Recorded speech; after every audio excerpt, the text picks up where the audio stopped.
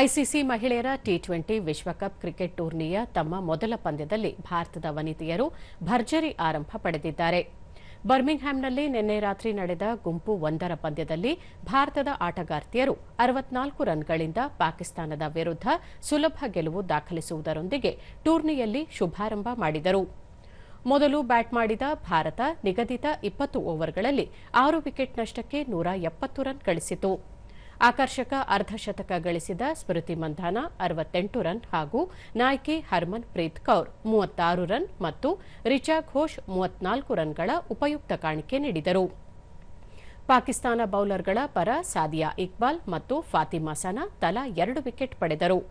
ಉತ್ತರವಾಗಿ 171 ರನ್ಗಳ ಗುರಿ ಬೆನ್ನತ್ತಿದ ಪಾಕಿಸ್ತಾನ 17 ಓವರ್ಗಳಲ್ಲಿ ಕೇವಲ 106 ರನ್ಗಳಿಗೆ ಪತನ ಕಂಡಿತು.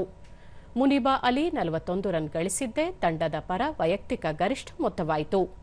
ಭಾರತದ ಬೌಲರ್ಗಳ ಪರ ಶಿಸ್ತಿನ ದಾಳಿ ಸಂಘಟಿಸಿದ ಪಂದ್ಯಶ್ರೇಷ್ಠ ಪ್ರಶಸ್ತಿ ಪಡೆದ ದೀಪ್ತಿ ಶರ್ಮಾ 5 ವಿಕೆಟ್ ಹಾಗೂ ಶ್ರೀಚಾರಿಣಿ 3 ಮತ್ತು ಶಫಾಲಿ ವರ್ಮಾ 1 ವಿಕೆಟ್ ಪಡೆದರು.